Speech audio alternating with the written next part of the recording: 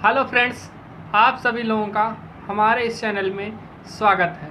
आज हम लोग फिजिक्स का इंटरमीडिएट का लेसन थर्ड प्रिज्म द्वारा प्रकाश का अपवर्तन का अध्ययन करेंगे। यह लेसन क्लास हाई स्कूल और इंटर के लिए मोस्ट इम्पॉर्टेंट है। तो अब हम समझते हैं कि प्रिज्म क्या होता है। तो प्रिज्म क्या होता है?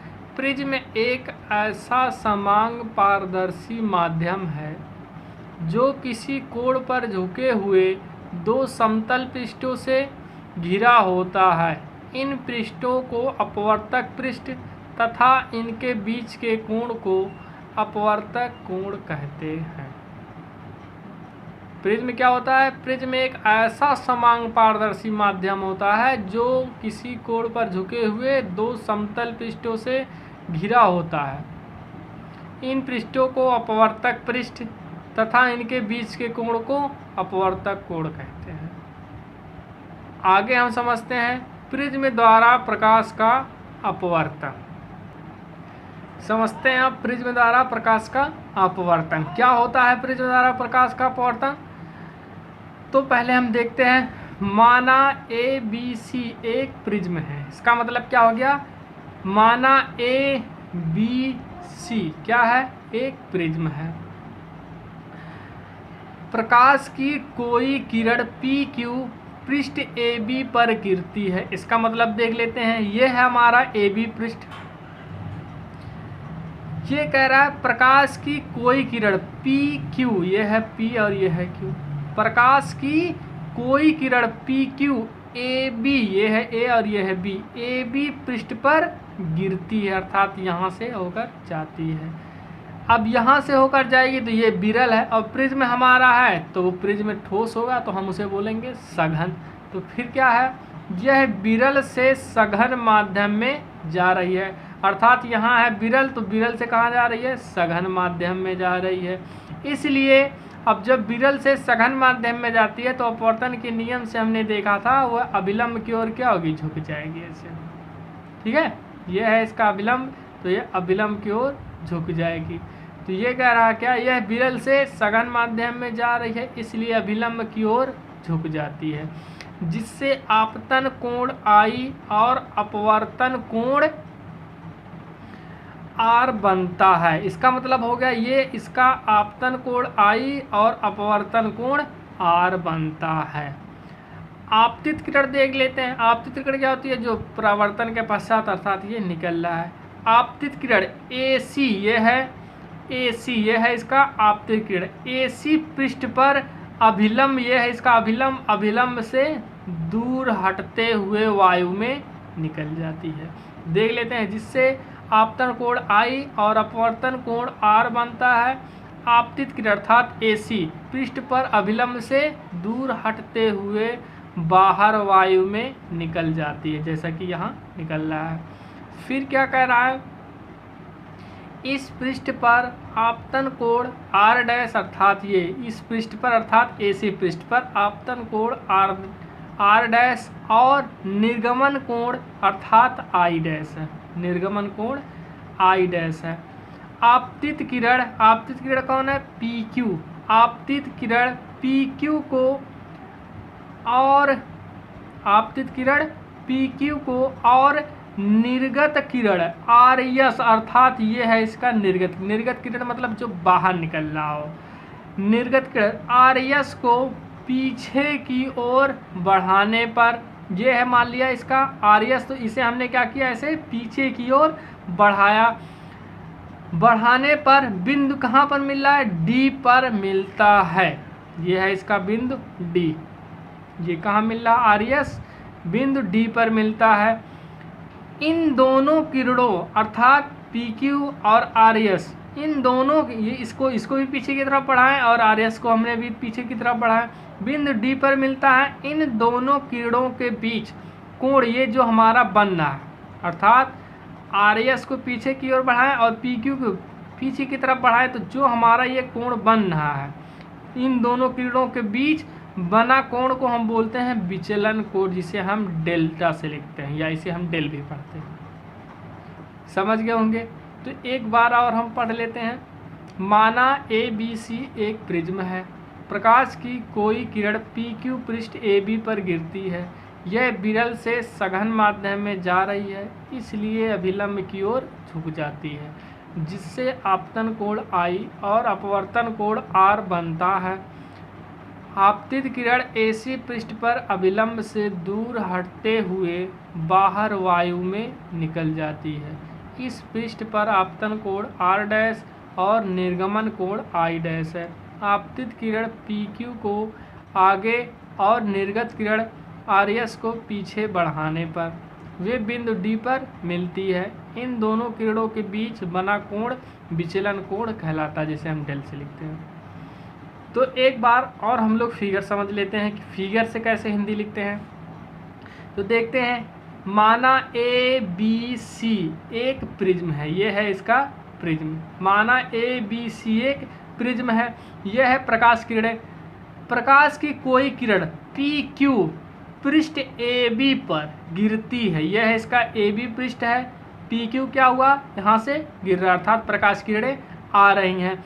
यह विरल माध्यम है और ये सघन होगा क्योंकि प्रिज्म है तो ठोस होगा।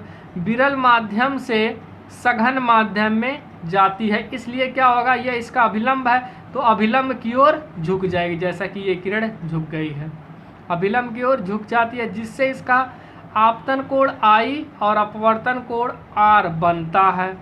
आपतित किरण ये होगा इसका AC पृष्ठ पर। आपतित किरण AC पृष्ठ पर अभिलंब ये है इसका, अभिलंब से दूर हटते हुए बाहर, यह है बाहर किरणें, बाहर वायु में निकल जाती है। इस पृष्ठ पर अर्थात AC पृष्ठ पर, इस पृष्ठ पर अर्थात AC पृष्ठ पर आपतन कोण R' और निर्गमन कोण I' है। आपतित किरण यह है इसका आपतित किरण PQ, आपतित किरण PQ को आगे की ओर और निर्गत किरण पीछे की ओर बढ़ाने पर बिंदु D पर मिलता है। इन दोनों किरणों अर्थात PQ और RS, इसे हम आगे की तरफ बढ़ाएं और RS को पीछे की तरफ बढ़ाएं, जिस बिंदु पर मिलती है, इन दोनों किरणों के बीच बने कोण को अर्थात ये जो डेल है, बने कोण को हम बोलते हैं विचलन कोण। समझ गए होंगे अब आप लोग। आगे देखते हैं, आपतन कोण तथा विचलन कोण के बीच वक्र। अब हम समझते हैं आपतन कोण तथा विचलन कोण के बीच वक्र अर्थात इसका डायग्राम, जो कि बहुत ही इम्पोर्टेंट है क्लास इंटर के लिए। तो हम समझते हैं, विचलन कोण का मान प्रिज्म पर गिरने वाले प्रकाश के आपतन कोण पर निर्भर करता है। यदि हम आपतन कोण और विचलन कोण के मध्य ग्राफ खींचे तो एक वक्र प्राप्त होता है। इस वक्र से स्पष्ट है कि आपतन कोण I और आपतन कोण I को एक अल्प मान से आगे बढ़ाने पर विचलन कोण घटता है और एक विशेष आपतन कोण के लिए यह मान अल्पतम हो जाता है। इस प्रकार एक और केवल एक ही विशेष आपतन कोण के लिए प्रिज्म अल्पतम विचलन उत्पन्न करता है। इसे हम डेल यम से प्रकट करते हैं।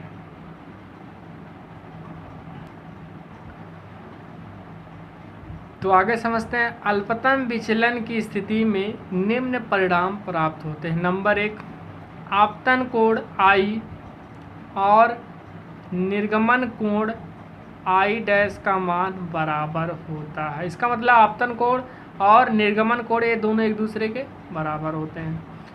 अपवर्तित किरण प्रिज्म के आधार के बराबर होता है या होती बोल सकते हैं।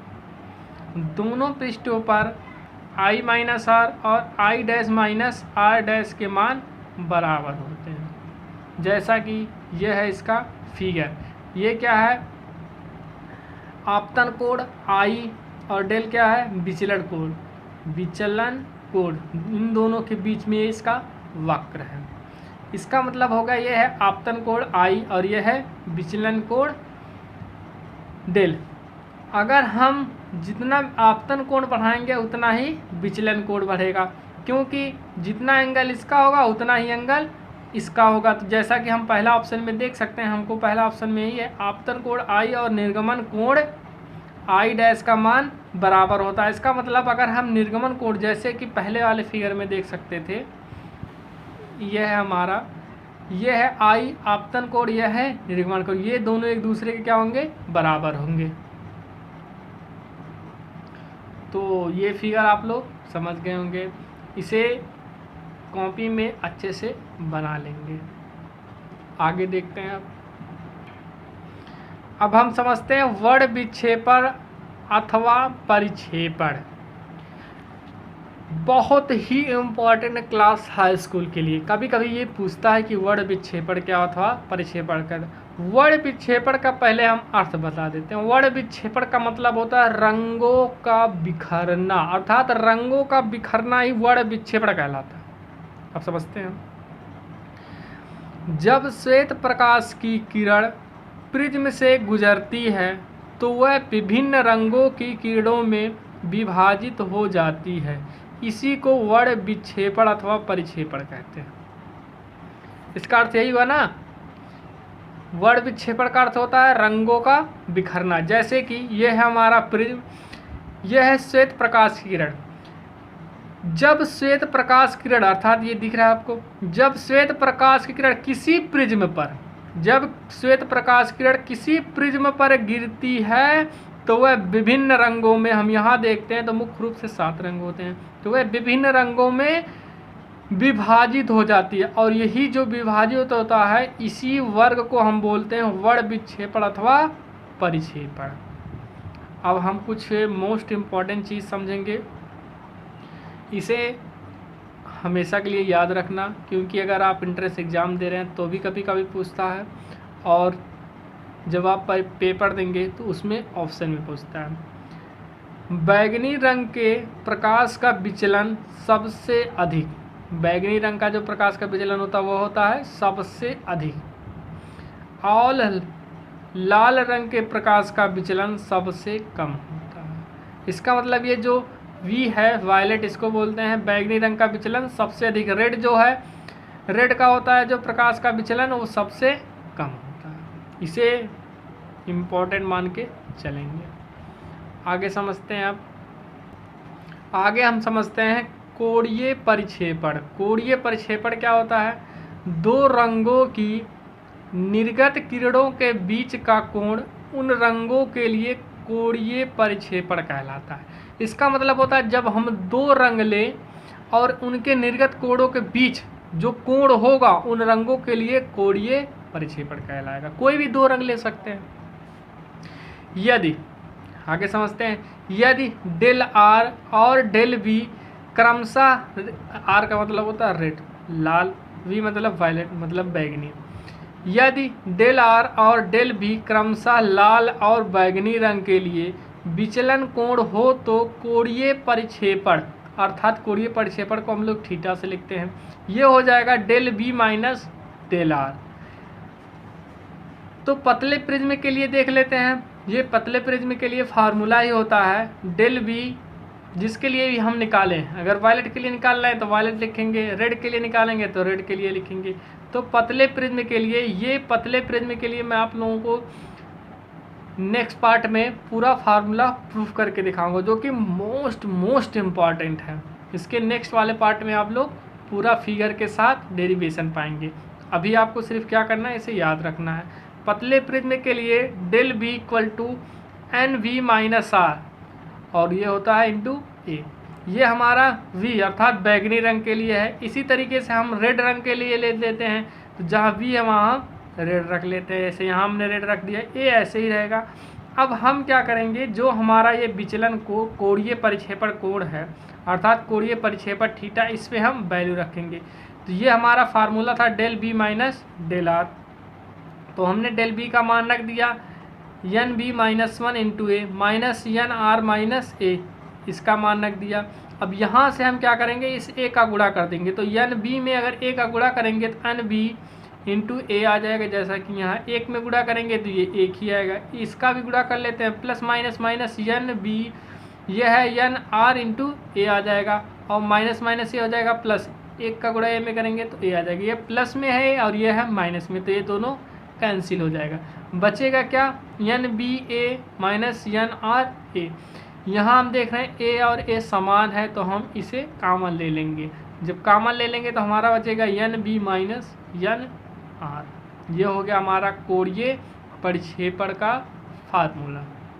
आगे देखते हैं आप, आगे हम समझते हैं वर्ण विक्षेपण क्षमता, बहुत ही इम्पोर्टेंट है। वर्ण विक्षेपण क्षमता ये क्या होता है, जब सूर्य की श्वेत प्रकाश की किरण एक प्रिज्म में से गुजरती है तो बैंगनी और लाल रंग की किरणों के बीच उत्पन्न कोणीय परिक्षेपण और मध्यवर्ती किरण के लिए विचलन कोण के अनुपात को प्रिज्म के पदार्थ की परिक्षेपण क्षमता कहते हैं। इसे ओमेगा से प्रकट करते हैं। अभी हम जब इसका फार्मूला यहाँ देखेंगे, यहाँ से देख भी सकते हैं, यह है omega N B minus N R. अभी हमने पीछे जो देखा था वो था क्या, N B minus N R जो हमारा आया था कोणीय परिक्षेपण ही था, और एन बी माइनस आर जो है हमारा ये क्या है, ये हमारा जो है ये है विचलन कोण एन बी माइनस वन। तो यही क्वेश्चन मारना बोल इसका आंसर होगा आसार। इसकी परिभाषा अगर हम फार्मूले से बोले तो हम इसकी परिभाषा बोलेंगे, जब सूर्य की श्वेत प्रकाश किरण एक प्रिज्म में से गुजरती है तो बी मतलब बैंगनी, आर मतलब होता है रेड, तो बैंगनी और रेड रंग की किरणों के बीच उत्पन्न कोणीय परिक्षेपण अर्थात N B minus N R और मध्यवर्ती किरण के लिए विचलन कोण अर्थात एन बी माइनस वन के अनुपात को, यह है अनुपात मतलब होता है बटे, के अनुपात को हम बोलते हैं प्रिज्म के पदार्थ का परिक्षेपण क्षमता। इसे हम ओमेगा से लिखते हैं। इसकी डिफिनीशन आगे हम समझते हैं। माना एन बी एन आर और एन वाई, इसका मतलब होता है वी मतलब वायलेट, इसको हम बैगनी बोलते हैं, रेड मतलब होता है लाल, वी मतलब होता है वाई है, वाई मतलब होता है येलो। क्रमशः बैगनी, लाल और पीले रंग के लिए प्रिज्म के पदार्थ के अपवर्तनांक हैं और ए प्रिज्म का कोण है। प्रिज्म के कोण को हम ए से लिखते हैं, कैपिटल ए से। तब बैगनी और लाल रंग की किरणों के बीच कोणीय परिक्षेपण, कोणीय परिक्षेपण क्या होता है, दूसरे रंग में से हम पहले रंग को घटा देते हैं। तो ये हमारा मान लेते हैं हम लोग बैगनी और रेड के लिए है, तो एन बी अर्थात del B minus del R equal to क्या आ जाएगा, N B minus N R A. ये जो हमारा है ये है कोणीय परिक्षेपण, क्योंकि हम लोग कोणीय परिक्षेपण अभी पीछे देखे थे, वो होता है थीटा बराबर del B minus del R, और ये हमारा है N B minus N R. ये हमारा पूरा फार्मूला प्रूफ हुआ है जो कि अभी हम पीछे देखे थे। यही हमारा पूरा फार्मूला आया भी था, फार्मूला आया था theta A N B minus N R. ये थीटा हमारा है कोणीय परिक्षेपण। अब कोणीय परिक्षेपण का जो फार्मूला होता है थीटा बराबर वो था del B minus del R, जो कि इसी फार्मूले प्रूफ हुआ, हमने इसी पे सिर्फ वैल्यू रखा है, del B minus del R equal to N B minus N R into A. अब येलो रंग के लिए देख लेते हैं, तो del Y equal to N Y minus one into A. ये तो हमारा पतले रंग के प्रिज्म का कोण की तरह कार्य करेगा। तो अब हम समझते हैं, ये है हमारा फार्मूला, ओमेगा बराबर होता है del B minus del R upon del Y. ये कहाँ से आया, ये हम डिफिनीशन से इसको बोल सकते हैं कि ये del V minus del R अर्थात कोणीय परिक्षेपण और इसका जो मध्यवर्ती होगा विचलन कोण डेल वाई येलो रंग के लिए, इसके अनुपात को हम बोलेंगे कोणीय परिक्षेपण। तो इतने का मान हम लोग रख दे रहे हैं, जो कि यहाँ से हम लोग वैल्यू रखेंगे N B minus N R into A. Del Y का मान रख लेते हैं, या फिर हम ऐसा कर सकते हैं, इसको हम एक समीकरण मान लें, इसको दो मान लें, समीकरण एक और दो से क्या कर दे डिवाइड कर दे, तो हमने वह वैल्यू रख दिया। ए से ए कट जाएगा, हमारा आ जाएगा N B minus N R upon N Y minus one, जो कि हमारा ये हो गया प्रूफ हो गया। यह है वर्ण विक्षेपण की क्षमता। आगे देखते हैं, आगे देखते हैं लॉर्ड रैले का प्रकीर्णन नियम, बहुत ही इम्पोर्टेंट है क्लास इंटर के लिए, लगभग एग्जाम में आना तय। तो समझते हैं, प्रकीर्णित प्रकाश की तीव्रता उसकी तरंग दैर्घ्य की चतुर्थ घात के व्युत्क्रमानुपाती होती है, बशर्ते कि प्रकीर्णन का आकार प्रकीर्णित होने वाले प्रकाश की तरंग दैर्घ्य की तुलना में कम हो।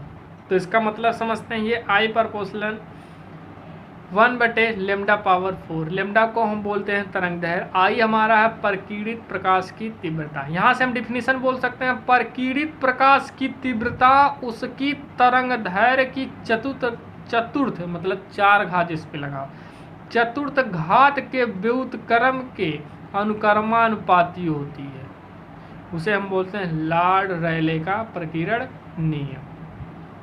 अब यहाँ से हम देख सकते हैं हमारा जो प्रकीर्णित प्रकाश की किरण होगी, ये तरंग दैर्घ्य लैम्डा से क्या होगी, हमेशा ये ज़्यादा होगी। अगर ये ज़्यादा होगी तो ये कम होगी, ये कम है तो ये ज़्यादा होगी, है ना।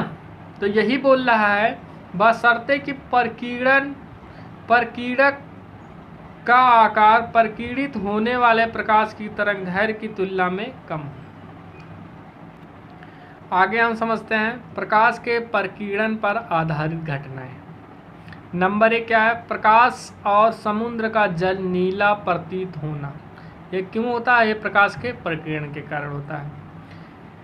वायु में उपस्थित धूल के कण क्यों होता है वो समझ लेते हैं। वायु में उपस्थित धूल के कण और समुद्र के जल द्वारा सूर्य के प्रकाश का प्रकीर्णन होता है। इसमें नीले रंग का प्रकीर्णन सबसे अधिक होता है, इसके कारण आकाश और समुद्र नीला दिखाई देता है। ये कुछ क्वेश्चन हैं जिसे आप लोग सॉल्व कर लेंगे। जो स्टूडेंट इस चैनल पे नए होंगे तो चैनल को लाइक, सब्सक्राइब और शेयर जरूर कर लेंगे। धन्यवाद।